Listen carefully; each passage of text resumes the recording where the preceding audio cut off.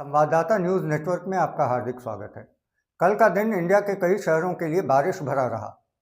शहरी इलाकों में इसका अर्थ होता है जल भराव, दुर्घटनाएं, बिजली तथा संचार बाधित होना, जबकि ग्रामीण इलाकों में इसे खरीफ की बुआई के लिए शुभ समाचार माना जाता है।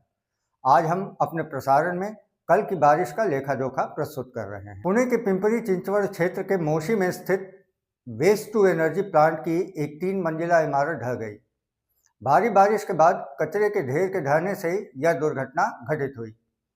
अब तक 9 लोगों को सुरक्षित बाहर निकाला गया है, जबकि कई अन्य के मलबे में फंसे होने की आशंका है। बुधवार दोपहर यह हादसा हुआ जब भारी बारिश से ढीला पड़ा कचरे का पहाड़ इमारत पर गिर पड़ा और पूरी संरचना ढह गई।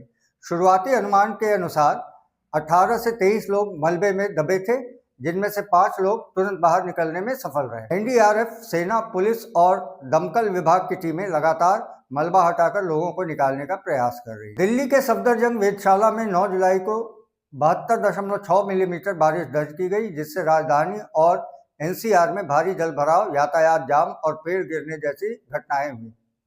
भारतीय मौसम विभाग ने पूरे दिन के लिए रेड अलर्ट जारी किया। गुरुवार सुबह हुई तेज बारिश ने सामान्य जीवन को अस्त व्यस्त कर दिया। सफदरजंग स्टेशन पर 72.6 मिलीमीटर वर्षा दर्ज हुई, जबकि लोधी रोड पर 80.2 मिलीमीटर और रिज क्षेत्र में 77.8 मिलीमीटर बारिश हुई। कई इलाकों जैसे विकास मार्ग, नई दिल्ली रेलवे स्टेशन, मुनीरका और द्वारका में गंभीर जलभराव की स्थिति बनी रही। विशेषज्ञों का कहना है कि मानसून ट्रफ के उत्तर की ओर खिसकने से दिल्ली में लगातार वर्षा हो रही है और यह स्थिति कुछ और दिनों तक बनी रह सकती है। सूरत में कल हुई भारी बारिश ने शहर को बाढ़ की चपेट में ला दिया। लगातार तेज वर्षा से ताप्ती नदी का जल स्तर तेजी से बढ़ गया और निचले इलाकों में पानी भर गया। प्रशासन ने बताया कि अब तक 9 लोगों की मौत हो चुकी है और लगभग 3,400 लोगों को सुरक्षित स्थानों पर पहुंचाया गया है। करीब 3,800 लोग विस्थापित हुए हैं और राहत शिविरों में शरण ले रहे हैं। कई इलाकों में बिजली और संचार सेवाएं बाधित हो गई। दक्षिण राजस्थान के डूंगरपुर जिले में कल भारी बारिश हुई, जिससे जनजीवन बुरी तरह प्रभावित हुआ। लगातार तेज वर्षा से पुराने शहर के कई हिस्सों में 3 फीट से अधिक पानी भर गया और सड़कें नदी जैसे दिखने लगी। प्रशासन ने बताया कि कई घरों और दुकानों में पानी घुस गया, जिससे लोगों को सुरक्षित स्थानों पर जाना पड़ा। बिजली आपूर्ति और संचार सेवाएं बाधित हो गई। स्कूलों और सरकारी कार्यालयों में छुट्टी घोषित कर दी गई। उत्तराखंड में कल हुई भारी बारिश ने कई जिलों में भूस्खलन और बाढ़ जैसी स्थिति पैदा कर दी। लगातार वर्षा से पहाड़ी इलाकों में नदियों और नालों का जलस्तर तेजी से बढ़ गया और कई सड़कें मलबे से बंद हो गई। चमोली, रुद्रप्रयाग और टिहरी जिलों में भूस्खलन की घटनाएं दर्ज की गई, जिससे यातायात पूरी तरह बाधित हो गया। प्रशासन ने बताया कि कई गांवों में घरों को नुकसान पहुंचा है और लोगों को सुरक्षित स्थानों पर ले जाया जा रहा है। गाजियाबाद में कल हुई भारी बारिश ने पूरे जिले में जनजीवन को प्रभावित कर दिया। लगातार तेज वर्षा से कई इलाकों में जलभराव हो गया और मुख्य सड़कों पर यातायात ठप पड़ गया। प्रशासन ने सुरक्षा को ध्यान में रखते हुए सभी स्कूलों और कॉलेजों में छुट्टी घोषित कर दी। कई आवासीय क्षेत्रों में पानी घरों के भीतर घुस गया, जिससे लोगों को असुविधा का सामना करना पड़ा। बिजली आपूर्ति और संचार सेवाएं भी बाधित हुई। मथुरा में कल हुई भारी बारिश ने शहर को बुरी तरह प्रभावित किया। भारतीय मौसम विभाग के अनुसार 24 घंटे में 96.2 मिलीमीटर वर्षा दर्ज की गई, जिससे कई इलाकों में जलभराव हो गया और सामान्य जीवन अस्त व्यस्त हो गया। रात भर हुई तेज बारिश ने मुख्य बाजार, वृंदावन रोड और रेलवे स्टेशन क्षेत्र में पानी भर दिया। कई घरों और दुकानों में पानी घुसने से लोगों को सुरक्षित स्थानों पर जाना पड़ा। इस सप्ताह झारखंड में लगातार बारिश दर्ज की गई, लेकिन कुल मिलाकर वर्षा सामान्य से कम रही। भारतीय मौसम विभाग के अनुसार 2 जुलाई से 8 जुलाई 2026 के बीच राज्य में लगभग 103 मिलीमीटर वर्षा हुई, जबकि सामान्य स्तर 207 मिलीमीटर है, यानी करीब 50% की कमी रही। रांची, बोकारो, धनबाद और गिरिडीह जिलों में वर्षा अपेक्षाकृत कम रही, जिससे धान की रोपाई प्रभावित हुई। दूसरी ओर संताल परगना और पलामू के कुछ हिस्सों में भारी बारिश दर्ज की गई। मौसम विभाग ने आने वाले दिनों में वर्षा की तीव्रता बढ़ने की संभावना जताई है। मध्य प्रदेश के मालवा क्षेत्र में इस सप्ताह लगातार भारी बारिश दर्ज की गई है। उज्जैन, इंदौर, रतलाम और देवास जैसे जिलों में 7 से 9 जुलाई के बीच औसतन 80 से 120 मिलीमीटर वर्षा हुई। मालवा क्षेत्र में सक्रिय मानसून प्रणाली के कारण लगातार वर्षा हो रही है। उज्जैन और रतलाम में 0.75 इंच से अधिक बारिश दर्ज की गई, जबकि इंदौर और देवास में 1 इंच से अधिक वर्षा हुई। रतलाम और शाहजहांपुर में भी भारी बारिश से खेतों में पानी भर गया, जिससे किसानों को धान और सोयाबीन की बुआई के लिए पर्याप्त पानी मिल रहा है।